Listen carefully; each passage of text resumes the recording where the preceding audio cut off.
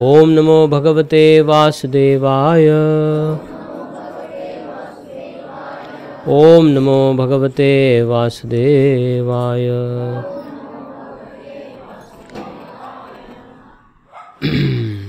श्रीमद् भगवद गीता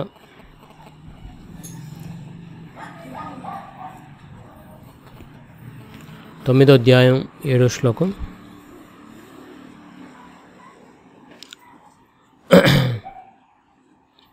सर्वभूतानि कौन्तेय प्रकृतिं यान्ति मामिकाम् कल्पक्षये पुनस्तानि कल्पादौ विसृजाम्यहम्. सर्वभूतानि कौन्तेय प्रकृतिं यान्ति मामिकाम् कल्पक्षये पुनस्तानि कल्पादौ विसृजाम्यहम्. నూతనం అనేది దానికి ఒక అర్థం ఉంటుంది. మన నూతన వస్త్రధారణ చేసినప్పుడు అవి కొత్తగా తయారు చేయబడి కుట్టించబడి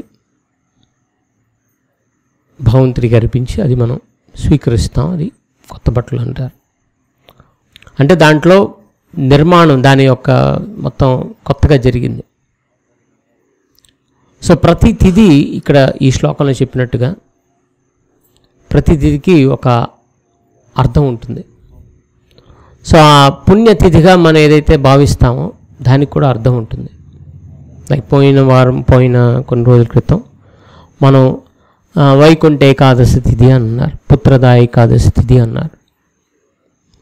సో ఆ తిథిని మనం పుత్రదా ఏకాదశి లేక వైకుంఠ ఏకాదశి అని చెప్పి జరుపుకుంటున్నామంటే ఆ తిథికి ఒక ప్రత్యేకత ఉంది, ఇతిహాసం ఉంది,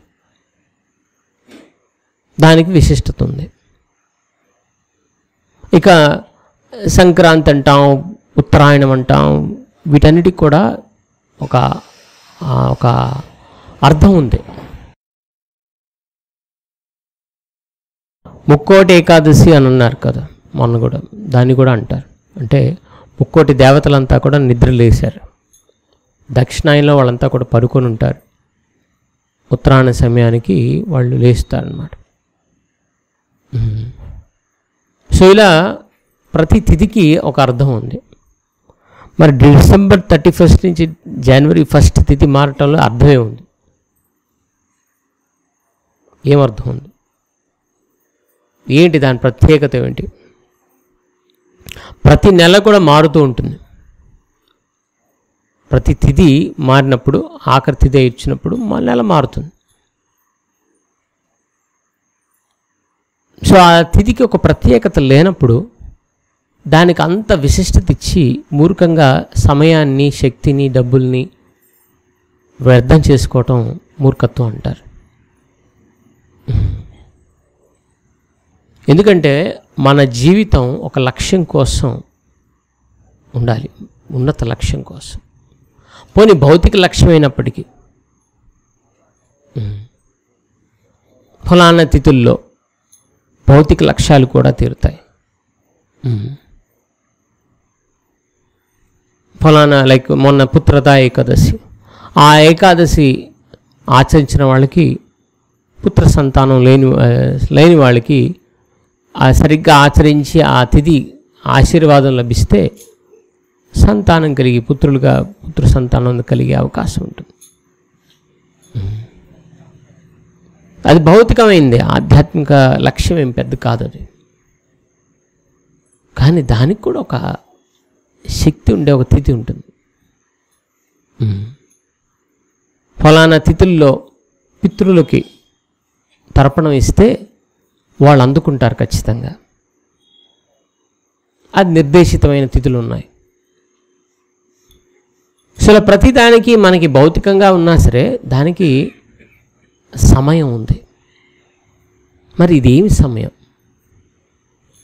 ఆలోచించాల్సిన విషయం. సో మూర్ఖంగా వాళ్ళందరూ చేస్తున్న ప్రపంచం అంతా చేస్తున్నారు కాబట్టి మనం చేయటంలో అర్థం లేదు. లైక్ మొన్న December 25th Christmas, Jesus Christ ఆవిర్భావ తిథి, ఆయన పుట్టిన రోజు అని చెప్పి వేడుకగా జరుపుకున్నారు. కానీ కొంతమంది క్రైస్తవ మిత్రులు కూడా దాన్ని ఖండిస్తున్నారు. బైబిల్లో ఎక్కడ 25 డిసెంబర్ లేదు. సరే, వీళ్ళంతా ఒక నిర్ణయం తీసుకొని ఒక తిథి లేదు కాబట్టి ఒకటి పెట్టుకుందామని చేసుకుంటే పర్వాలేదు. కానీ December 1 ఏమిటి? January 1 ఏమిటి? సో ఇది నూతన సంవత్సరం మన లెక్కలోకి కాదు. బహుశా దీన్ని సృష్టించిన వాళ్ళకి అలా లెక్కలోకి రావచ్చు, కానీ భారతదేశంలో ఉన్న వాళ్ళకి, ఈ ప్రాంతంలో ఉన్న వాళ్ళకి ఆ తిథి మార్పు వల్ల మనకు వచ్చేది ఏమీ లేదు. అట్లా జరుపుకోవాలంటే ప్రతిరోజు నూతనంగా జరుపుకోవచ్చు. ఎందుకంటే ఇక్కడ చెప్పినట్టు శ్లోకం, ప్రతిరోజు ఉదయం లేస్తూనే మనకు ఒక అవకాశం. దేనికి అవకాశం? మన లక్ష్య సాధనకి ఇంకొక అవకాశం, కొంచెం ముందు వెళ్ళటానికి ఒక అవకాశం. సో అందుకే మనం ఆ సాధనకై ప్రయత్నం చేయాలి. సో ప్రతిరోజు ఒక మంచి అవకాశం, ప్రతిరోజు వేడుక జరుపుకోవాలి. వాస్తవంగా మందిలో ఉన్న వాళ్ళకి ప్రతిరోజు పండగే, ప్రతిరోజు పండగ, ప్రతిరోజు ఒక అవకాశం. సో ఏదైనా తిథికి విశిష్టత రావాలంటే ఆ తిథిలో ఏదో శక్తి ఉండాలి, లేకపోతే ఆ తిరోజు ఏదైనా గొప్ప విశేషం ఏదో జరిగి ఉండాలి. లైక్ దీపావళి జరుపుకుంటారు. ఏంటి విశేషం? శ్రీరామచంద్రుడు అయోధ్యకి తిరిగి వచ్చారు. వాస్తవంగా అమావాస్య, ఆయన గొప్ప పుణ్యతిథిగా జరుపుకుంటాం, ఒక వేడుకగా జరుపుకుంటాం. ఎందుకంటే అక్కడ ఒక చాలా శుభకార్యం ఒకటి జరిగింది, పెద్ద ఈవెంట్ జరిగింది. ఇక మూడో కారణం ఏంటంటే ఒక పుణ్యాత్ముడు జన్మించుంటాడు. ఒక పుణ్యాత్ముడు జన్మించిన తిథి సర్వలోక కళ్యాణానికి ఆయన జన్మించాడు కాబట్టి దాన్ని కూడా గొప్పగా జరుపుకోవచ్చు. సో మొదటి కారణం ఆ తిథిలోనే ఏదో శక్తి ఉండాలి, లేక భగవంతుడు ఏదో విశేషమైన లీల జరిపి ఉండాలి, లేకపోతే భక్తులు ఏదైనా పెద్ద విశేష లీల జరిపి ఉండాలి, లేకపోతే భగవంతుడు లైక్ జన్మాష్టమి, రామనవమి, నరసింహ చతుర్దశి, వామన ద్వాదశి, వరాహ ద్వాదశి, నిత్యాంత్రయోదశి. సో ప్రతి తిథికి ఒక అవతారం ఎత్తి దానికి ఒక విలువని ఇచ్చారు. అలా భక్తుడు కూడా ఆ తిథి జన్మించి విలువ ఇచ్చారు. సో ఈ పై చెప్పుకున్న ఈ మూడు కారణాలు ఏదైనా తిథికి ఏదైనా బలం ఉంటే దాన్ని కొంచెం రోజు కన్నా కొంచెం ఎక్కువ వేడుకగా జరుపుకోవడంలో అర్థం ఉంది. కానీ కేవలం ఒక డేట్ మారటం వల్ల దాన్ని గొప్పగా జరుపుకోవడంలో అసలు ఏమీ అర్థం లేదు. దానికి పూర్వం స్వతంత్రం రాకముందు అసలు దీన్ని పట్టించుకునేవాళ్ళు లేడు. కానీ స్వతంత్రం వచ్చినాక విశేషంగా జరుపుకోవడం జరిగింది. ఈ మధ్యకాలం మాత్రం అది ఎవరు చెప్తున్నారు ఇవాళ, మిగతా పండుగల్లో ఒకళ్ళు కలుసుకోవటం లేకపోయినా, ఒకరికొకరు మిఠాయిలు పంచుకోవటం లేకపోయినా ఈరోజు మాత్రం ఖచ్చితంగా చేస్తారు. సో అంత విలువ కట్టేసాము దీనికి. మరి దాన్ని లాభం ఏంటి?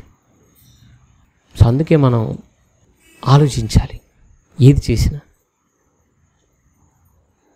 సో ఇది ఒకటైతే, ఇక కొత్తతనం అంటే ఏంటి?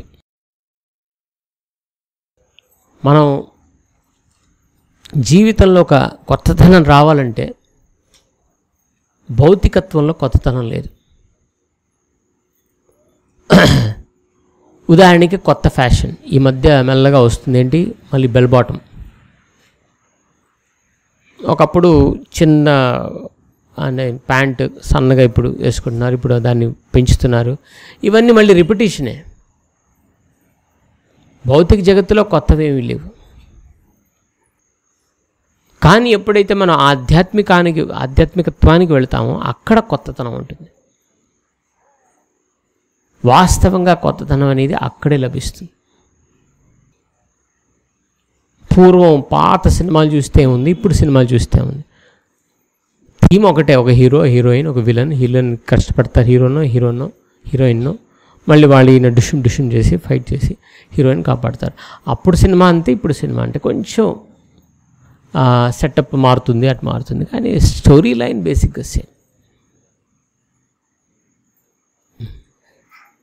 సో ఎంత అటు ఇటు చేసినా సుమారుగా అంతే ఉంటుంది. సో కొత్తతనం అనేది ఓన్లీ మనకి ఆధ్యాత్మిక విషయాల్లో లభిస్తుంది. అద్వైతం అచ్యుతం అనాది అనంత రూపం ఆద్యం పురాణ పురుషం నవయవ్వనం చ. కొత్తతనం అనేది భగవంతుడితో సంబంధిత విషయాల్లో ఉంటుంది.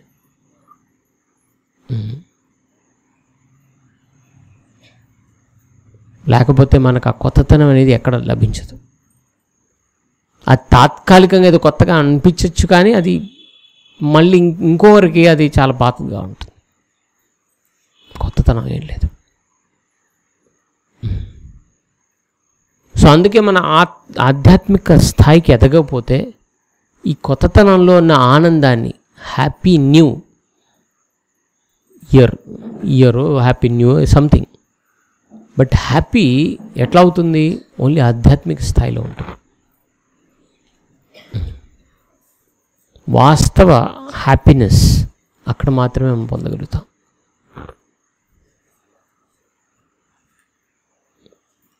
సో అది మనకి కొత్తతనం ఇస్తుంది. అందుకే ప్రతినిత్యం మన చైతన్యాన్ని మనం ఆధ్యాత్మిక స్థాయికి ఎదిగేలాగా చూసుకోవాలి. సో మనం ఎదగటం అంటే ఆధ్యాత్మిక స్థాయికి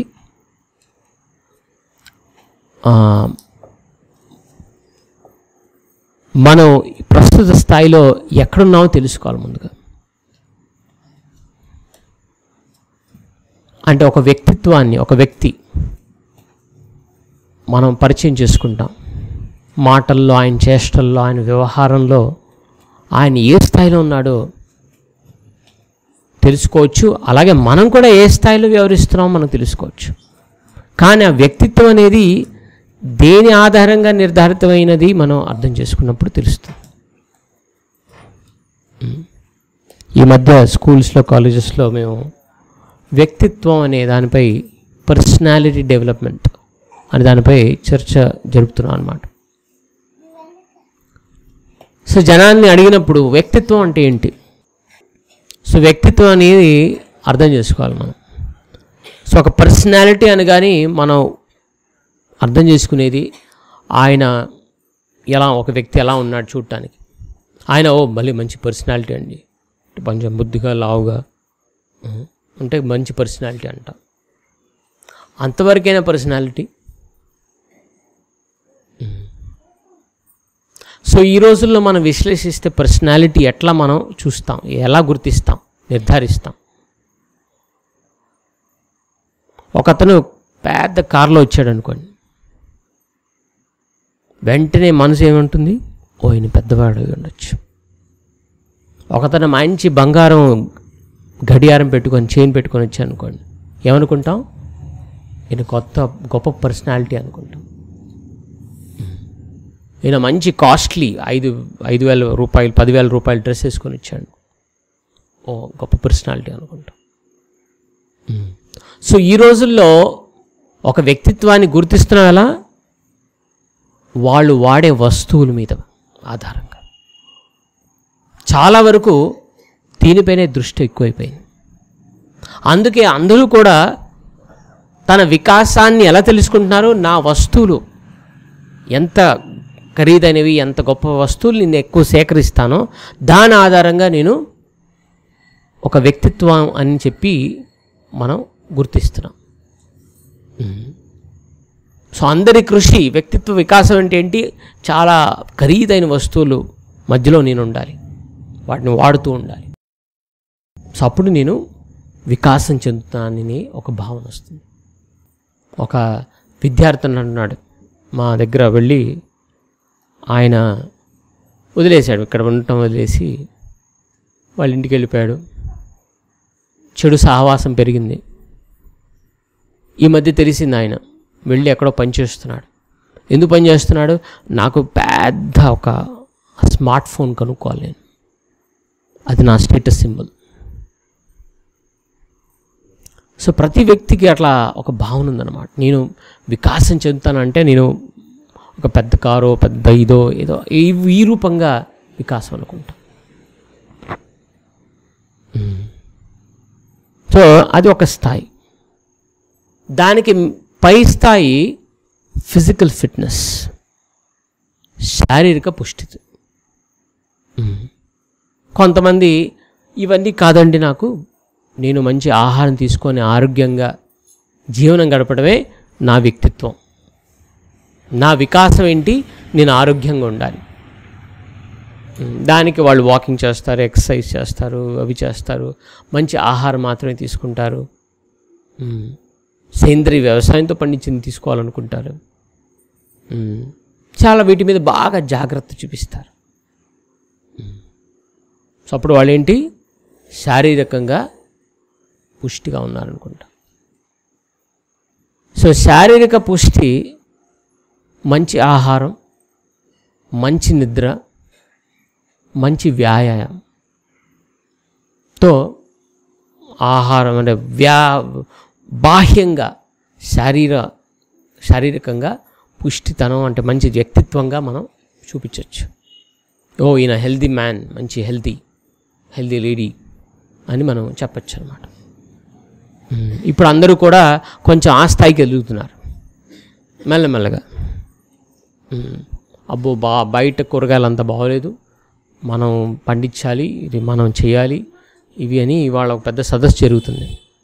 ఇప్పుడే వెళ్ళొచ్చాం మేము ఉదయం. సో మన ముఖ్యమంత్రి గారు 2018 న్యాచురల్ ఫార్మింగ్ సంవత్సరంగా డిక్లేర్ చేశారు. ఇప్పటి వరకు మేము టెక్నాలజీ మీద పనిచేస్తాం, ఇప్పటి నుంచి మేము వ్యవసాయం మీద చేస్తాం. మా ఉద్దేశం మా రాష్ట్రంలో అందరూ కూడా ఈ రసాయనాలు, పురుగు మందులు అవనివ్వండి, ఎరువులు అవ్వండి, ఇవన్నీ కూడా వాడకుండా కేవలం న్యాచురల్ ఫార్మింగ్తో పండించినవి మాత్రమే తీసుకోవాలనే సంకల్పంతో మేము ఈ సంవత్సరాన్ని అంతా న్యాచురల్ ఫార్మింగ్ సంవత్సరంగా చెప్పారు. Very good. యాక్చువల్లీ ఒక స్థాయి ఎదిగినట్టు.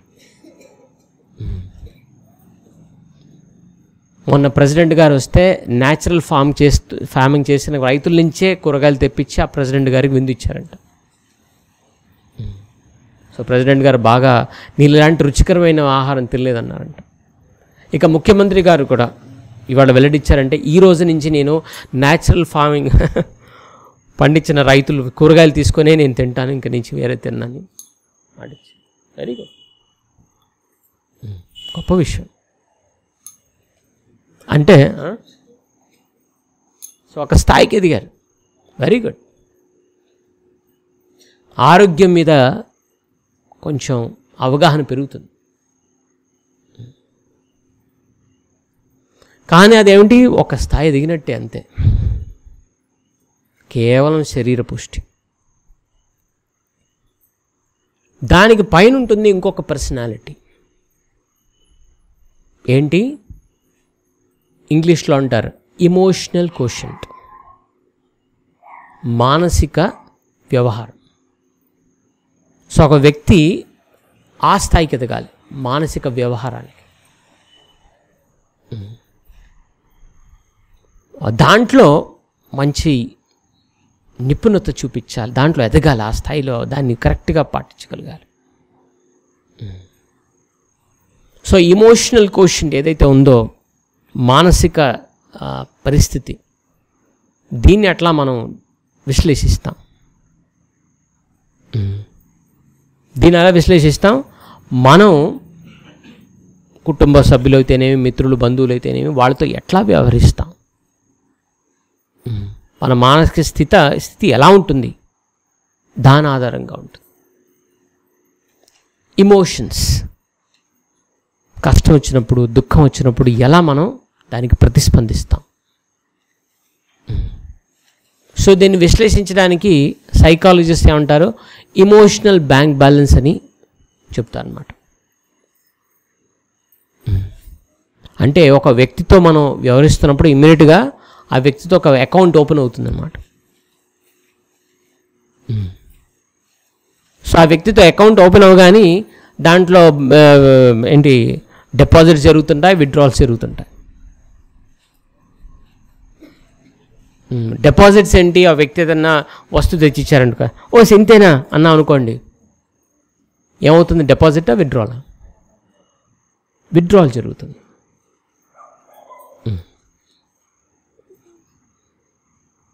కానీ ఆ వ్యక్తి ఎంత చిన్న వస్తువు అయిన తెచ్చి దాన్ని చాలా మనం కృతజ్ఞత చూపించామనుకోండి, ఏమవుతుంది, డిపాజిట్ జరుగుతుంది.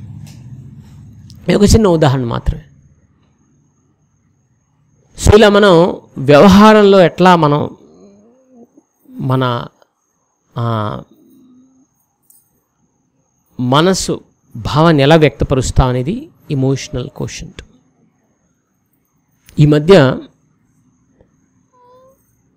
కాంపిటేటివ్ ఎగ్జామ్లో కేవలం ఐక్యూ టెస్ట్ చేసేవాళ్ళు, కానీ ఈరోజు ఈ మధ్య ఈక్యూ కూడా టెస్ట్ చేస్తున్నారు. ఎందుకంటే కేవలం ఫలితాలు వస్తేనే జీవించడం కాదు, విఫలం అవుతే కూడా జీవించగలగాలి.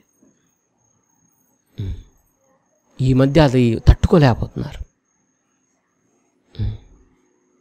అందుకే ఇమోషనల్ కోషంట్ టెస్ట్ చేస్తున్నారు.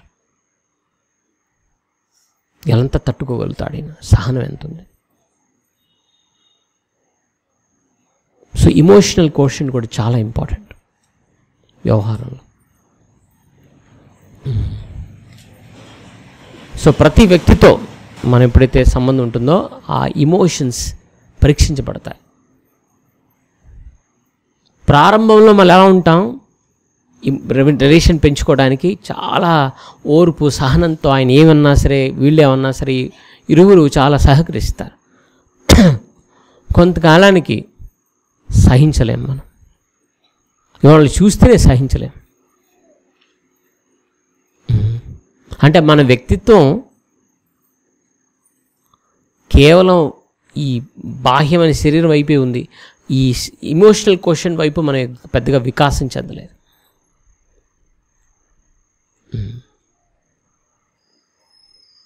సో ఇది ఇమోషనల్ కోషన్. దానిపైన ఉన్నది ఇంటెలిజెంట్ కోషంట్. ఇంటెలిజెంట్ కోషన్ అంటే మనం ఎలాంటి నిర్ణయాలు తీసుకుంటాం జీవితంలో, ఇది ఉన్నత స్థాయి.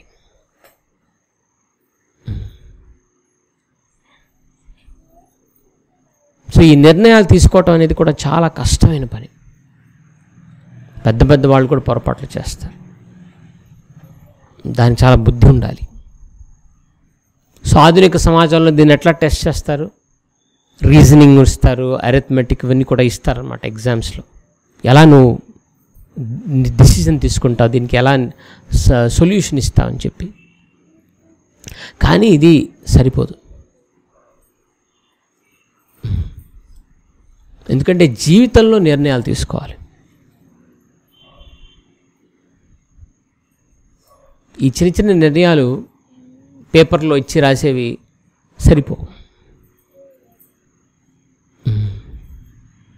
జీవితంలో గట్టి నిర్ణయాలు తీసుకోవాలి.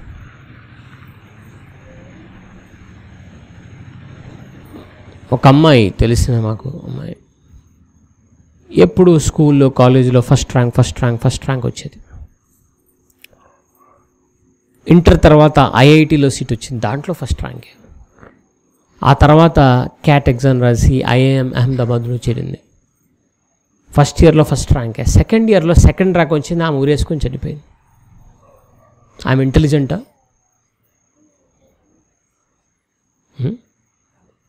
ఇంటెలిజెంటే, అప్పుడు ఫస్ట్ ర్యాంక్ కదా.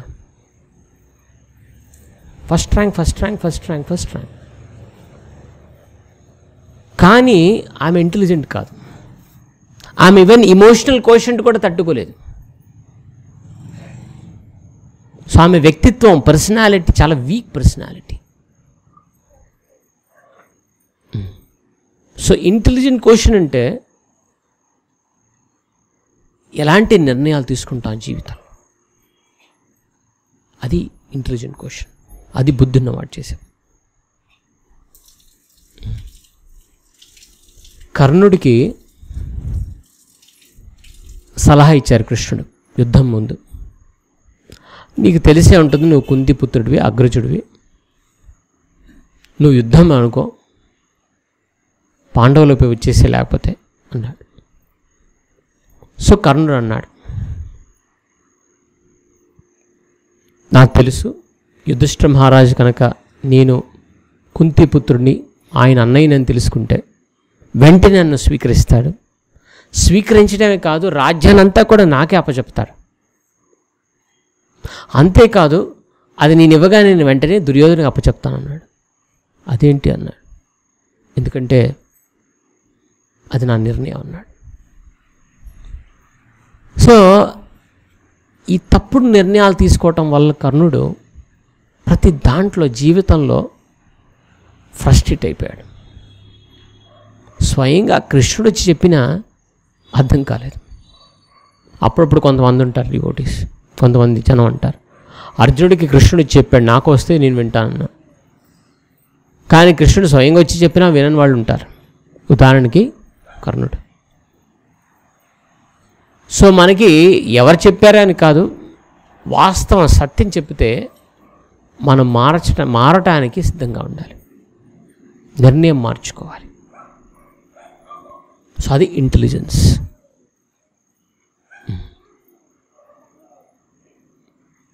సో దీనిపైనే ఉంటుంది స్పిరిచువల్ కోషంట్.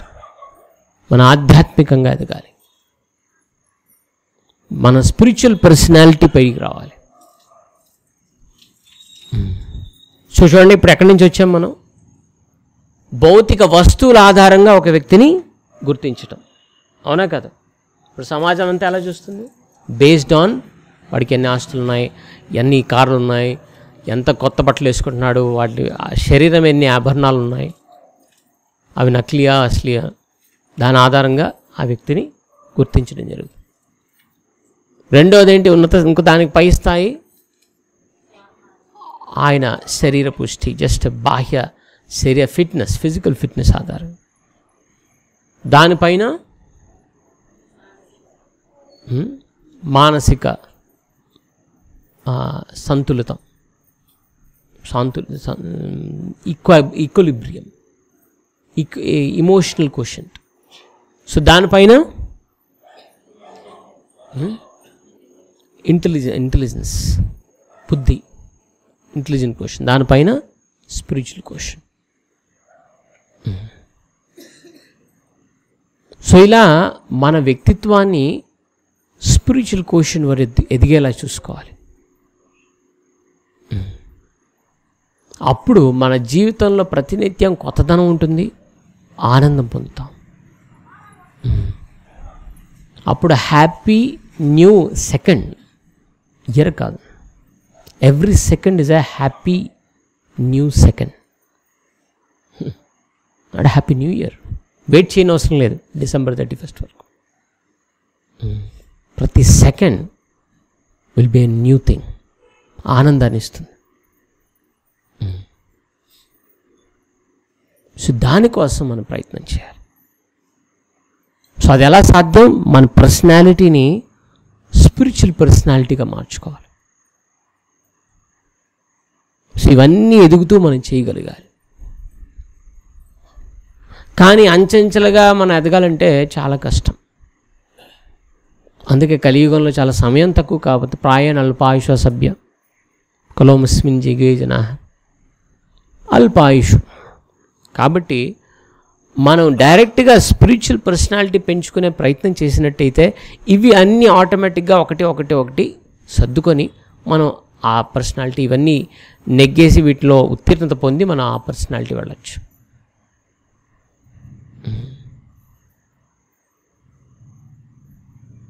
సో మరి ఆధ్యాత్మిక జీవితం ఈ ఒక్కొక్క లెవెల్ ఆఫ్ పర్సనాలిటీకి ఎలాంటి సూచనలు ఇస్తుంది? విన్న అందరూ చాలా ఇంపార్టెంట్. ఇప్పుడు అసలు విషయం వచ్చాం. సో ఈ వస్తు రూపేణ మన పర్సనాలిటీ అని గుర్తించే వాళ్ళకి ఆధ్యాత్మిక పర్సనాలిటీ పెంచుకోవాలంటే ఈ వస్తువులతో ఎట్లా వ్యవహరించాలి, మనం ఈ వస్తువులతో వ్యవహరించడం అనేది మనం మానుకోలేం. కానీ ఎలా ఆధ్యాత్మిక పర్సనాలిటీ, స్పిరిచువల్ పర్సనాలిటీ పెంపొందించుకోవాలంటే ఏం చేయాలి వస్తువులతో? సో భగవంతుడు దానికి సూచన ఇస్తారు. ఏమిటి సూచన? యాదృచ్ఛ లాభ సంతుష్టో.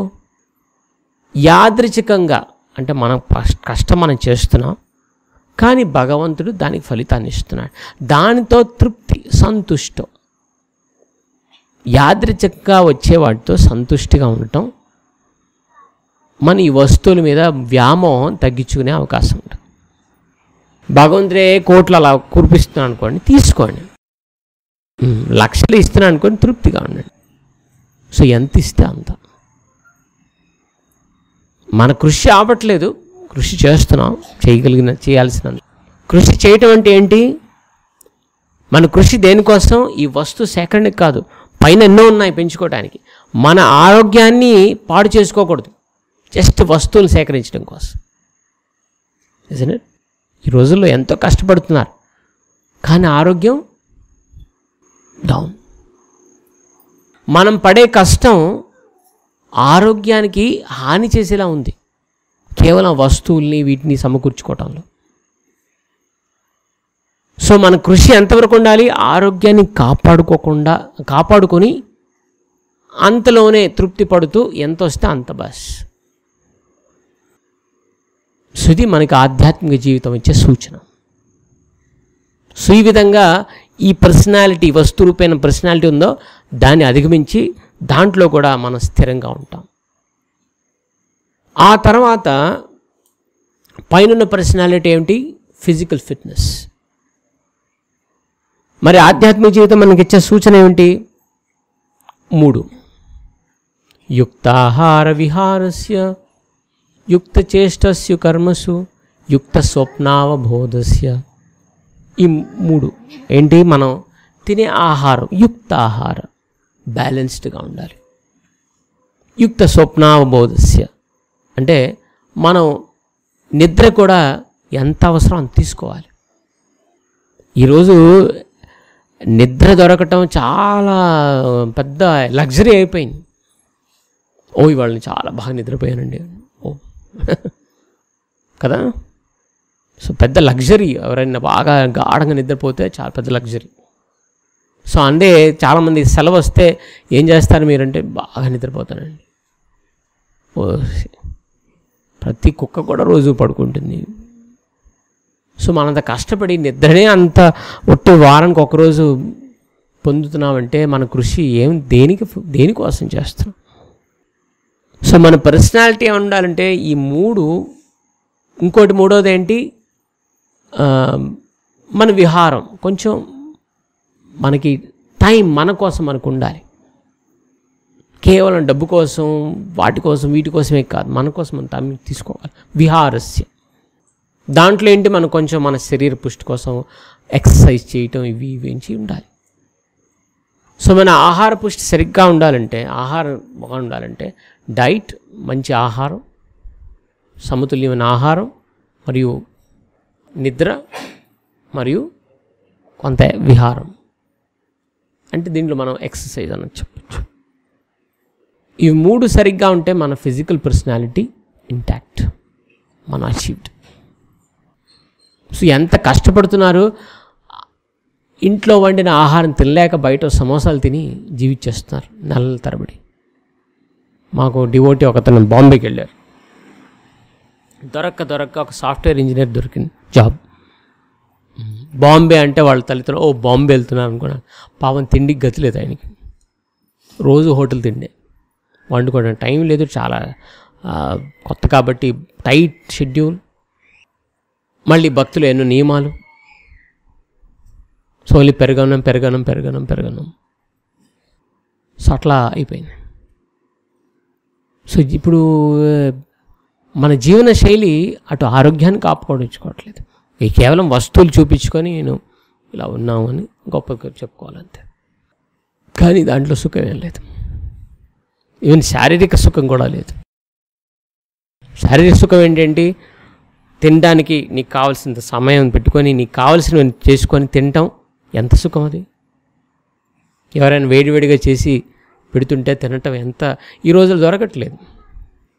వేడివేడిగా తింటాం హోటల్కి వెళ్ళి, కానీ అది వేడివేడి ఎన్నిసార్లు వేడి చేసాడో తెలియదు బా. సో అట్లాంటి ఆహారం తినాల్సి వస్తుంది. కానీ ఇంట్లో శుద్ధంగా చేసుకొని తినటం, భగవంతుడికి అర్పించి, అది పెద్ద రాయల్, అది యాక్చువల్ లగ్జరీ అది. అండ్ నీకున్న సమయంలో నువ్వు ఎంత కావాలంటే అంత సమయం చేసుకొని తినటం, హడావిడి తినటం. ఎందుకు జీవిస్తాం అర్థం కాదు. సరే తినడానికైనా తినడం కూడా సరిగ్గా తినట్లేదు. సో అది సెకండ్ లెవెల్. సో మనకు ఆధ్యాత్మిక జీవితం ఇస్తుంది సరైన ఆహారం, సరైన నిద్ర, సరైన వ్యాయామం ఆర్ విహారం. ఇక థర్డ్ లెవెల్ ఇమోషనల్. సో ఇక్కడ ఏమిటి, ఆధ్యాత్మిక జీవితం ఏమిస్తుంది మనకి? సాధు సాంగత్యం ఇస్తుంది. ఈ సాధు సాంగత్యంలో మనకి మన ఎమోషన్ కంట్రోల్ చేసుకొని వ్యవహరించడానికి ఒక అవకాశం.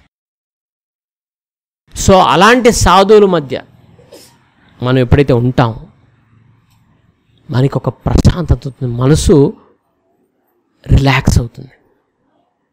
ఎందుకంటే సాధు సాంగత్యం, సాధు అంటే ఎవరు? లక్షణాలు ఇచ్చారు. శాంతంగా ఉండే వ్యక్తి ఆయన సాధు. శాంతం అంటే ఏంటి? నిద్రపోవటం కాదు. శాంతం అంటే తన భౌతిక అవసరాలు ఎలా ఉన్నా, ఈ పరిస్థితి ఎలా ఉన్నా దానికి కలత చెందినవాడు. భౌతికంగా ఎలా ఉన్నా కలత చెందినవాడు శాంతచిత్తుడు. భగవంతుణ్ణి భోక్తగా గుర్తించేవాడు, భగవంతుడినే సుహృదుడిగా, నిజంగా బంధువుగా గుర్తించేవాడు ఆయన శాంతమూర్తి. సో అలాంటి సాధు లక్షణాలు కలిగి ఉన్న వాళ్ళుతో మనం సాంగత్యం చేస్తే మనం కూడా ఈ మానసిక ఏదైతే అలజడులు ఉంటాయో అవి తగ్గిపోతాయి. సో ఆధ్యాత్మిక జీవితం మనకు అందిస్తుంది ఈ సాధు సంగీతం. కానీ మళ్ళీ మనం ఈ సాధు సాంగత్యం జస్ట్ అలా వచ్చేసి మనం సాధువులు చర్చించే విషయాలు కాకుండా ఇంకేమైనా చర్చించామనుకోండి, పేరుకు అది సాధు సాంగత్యం, అక్కడ కూడా అలజడులు సృష్టించబడతాయి. సో సాధు సాంగత్యం అంటే అక్కడ ఏముండాలి? చర్చాంశం, కేవలం భగవంతుడు భక్తి విషయాలే ఉండాలి. సో అప్పుడు అది వాస్తవ సాధు సాంగత్యం. అలాంటి సాంగత్యంలో ఎంత అలజడిలో ఉన్న వ్యక్తి అయినా శాంతచిత్తుడు అవుతాడు, balance అవ్వగలుగుతాడు, emotional bank balance సృష్టించగలుగుతాడు. Naradamuni హిరణ్యకశిపుడి దగ్గరికి వెళ్ళాడు, రావణుడి దగ్గరికి వెళ్ళాడు. కానీ వాళ్ళు నారాయణకి ఎంత పెద్ద శత్రువు అయినా ఆయన చూసి పెద్ద అనేవాళ్ళు కాదు, ఏమీ అనేవాళ్ళు కాదు. శత్రువులు సైతం ఆకర్షించగలిగిన సాధుత్వం నారదులో ఉండేది. అంతేకాకుండా నారదునితో సమయం గడపాలనుకునేవాళ్ళు వాళ్ళు, అంత అసురులైనప్పటికీ ఆయన సాధుత్వం అంత గొప్పగా ఉండేది. సో అందుకు మనం దాన్ని గుర్తించాలి, ఈ సాధు సాంగత్యం గొప్పతనం గుర్తించాలి. ఇక తర్వాత ఉన్నత స్థాయిలో ఉండేది ఏమిటి? నెక్స్ట్ కొంచెం టెక్నికల్ సబ్జెక్ట్. ఇమోషనల్ క్వశ్చన్ పైనే ఉంది, ఇంటెలిజెంట్ క్వశ్చన్. ఇంటెలిజెంట్ క్వశ్చన్ అంటే ఏంటి? సరైన నిర్ణయాలు తీసుకోవాలి. ఓకే, సో దీనికి మన ఆధ్యాత్మిక జీవితం ఏమిస్తుంది? మనకి శాస్త్రాలు ఇస్తుంది. సో శాస్త్రాల ఆధారంగా మన నిర్ణయాలు తీసుకోవాలి. మన జీవితంలో ఎలాంటి నిర్ణయాలన్నా తీసుకోవాల్సి వచ్చినప్పుడు శాస్త్రాన్ని ఆధారం చేసుకోవాలి. సో అది చాలా ముఖ్యం. ఈ మధ్య ఓన్లీ కోర్టులో శాస్త్ర ఆధారంగా నేను నిజమే చెప్తానంటారు, అబద్ధం చెప్తూ. దాని తప్ప అసలు శాస్త్రం జోలికి ఎవరైనా వెళ్తారా? ఎవరైనా వెళ్ళట్లేదు. నాకు ఒక సమస్య వచ్చింది, దాన్ని ఎలా పరిష్కరించాలి? ఏం చేస్తాం? ఏదేదో చేస్తాం. కానీ ఎంతమంది శాస్త్రం తీసి దీని పరిష్కారం ఏంటి చూద్దామని ట్రై చేస్తున్నారు? అట్లీస్ట్ మనం చెయ్యాలి పని. మనం చేయటమే కాదు, ఇతరులకు కూడా ఆ సూచన ఇవ్వాలి. ఏదైనా నిర్ణయం తీసుకోవాలంటే మన శాస్త్రాన్ని ఆధారం చేసుకోవాలి. అప్పుడు మన బుద్ధి పనిచేస్తుంది. అప్పుడు బుద్ధిపరంగా మన పర్సనాలిటీ వికసిస్తుంది. ఇక దానిపైనే ఉంది స్పిరిచువల్ క్వశ్చన్. సో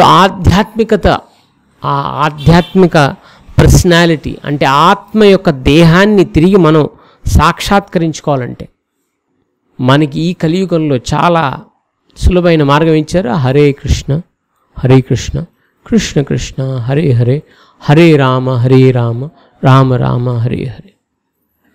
సో ఈ మంత్రం చేయటం వల్ల ఏంటి, ఆత్మ ఏదైతే ఉందో మన అంతా కూడా ఆత్మ, ఎన్నోసార్లు చర్చించాం. సో మనం ఎంత జపం చేస్తున్నామో ఆ ఆత్మ యొక్క అస్తిత్వం బయటకు వచ్చేస్తుంటుంది అన్నమాట. సో అది బయటపడుతుంది, మరి ఆత్మ భావన అనేది బయటపడుతుంది. సో ఆధ్యాత్మిక పర్సనాలిటీ ఉద్భవిస్తుంది అన్నమాట ఈ జపం చేయటం వల్ల. సో ఈ విధంగా ఓవరాల్ పర్సనాలిటీ డెవలప్మెంట్ ఎక్కడవుతుంది, ఆధ్యాత్మిక జీవితం స్వీకరిస్తే. ఈ రోజుల్లో ఎన్నో పర్సనాలిటీ డెవలప్మెంట్ సెమినార్స్ జరుగుతున్నాయి, కానీ ఇది మనకు శాస్త్రం ఇస్తున్న ఓవరాల్ పర్సనాలిటీ డెవలప్మెంట్ అన్ని స్థాయిల్లో. సో మనం ప్రయత్నం దీని మీద ఉండాలి, అట్లా మనం ఓవరాల్ పర్సనాలిటీ డెవలప్ చేసుకోవాలి. సో మనం గమనించాలి, ఇప్పుడు ఎక్కడున్నాం, మనం ఏ పర్సనాలిటీలో ఉన్నాం. ఓన్లీ వస్తువులు సేకరించాలి, చూపించాలి అందరికీ. I have this. New year రోజు కొత్త బట్టలు వేసుకోవాలి. నేను చూసాను ఎంత గొప్పవాడిని, కొత్త బట్టలు కొనుక్కున్నాను న్యూ ఇయర్లో. Party wear. ఎవరు అన్నారు, డివోట్ ఎప్పుడు ధోతి కుర్తారు, ఇంకో డ్రెస్లు కన్నా. ప్రభు ఇదేంటి ఇలా వేసుకుని, ఇది పార్టీ వేర్ ప్రభు అన్నాడు. ఓ, పార్టీకి ఒక డ్రెస్ ఉంటుందా? అంతేకాదు ప్రభు, సంగీత్ వేర్ ఉంటుంది, సినిమా వేర్ ఉంటుంది, మ్యారేజ్ వేర్ ఉంటుంది, రిసెప్షన్ వేర్ ఉంటుంది. ఓ, సంగీత్ ఏంటన్నాను పెళ్ళికి ముందు. పెళ్ళి అంటే పెళ్ళి ఓకే, తర్వాత ఏంటి రిసెప్షన్కి. ఒక్కొక్క ఈవెంట్కి ఒక్కొక్క డ్రెస్ ఉంటుంది ప్రభు. ఓ, సో మన పర్సనాలిటీ ఏంటి, ప్రతి ఈవెంట్కి ఒక డ్రెస్ వేసుకోవాలి. ఓన్లీ వస్తువులు. సో నీ పర్సనాలిటీ ఏంటి, నువ్వు పార్టీకి వచ్చేటప్పుడు ఆ పార్టీ వేరేసుకోకపోతే ఏంటి, యూఆర్ అవుట్డేటెడ్, పార్టీకి కలంకం. అలా అయిపోయింది. So only externals, material. ఒక పిల్లవాడు అంటాడు వాళ్ళ నాన్నతో, నాన్నగారు ఎప్పుడు ఇదే కారండి, కొత్తది, మా పక్కన కొత్తది కొన్నారుగా, మీరు కొనొచ్చుగా, నా పరువు పోతుంది మీరు అట్లా నన్ను డ్రాప్ చేస్తుంటే స్కూల్లో.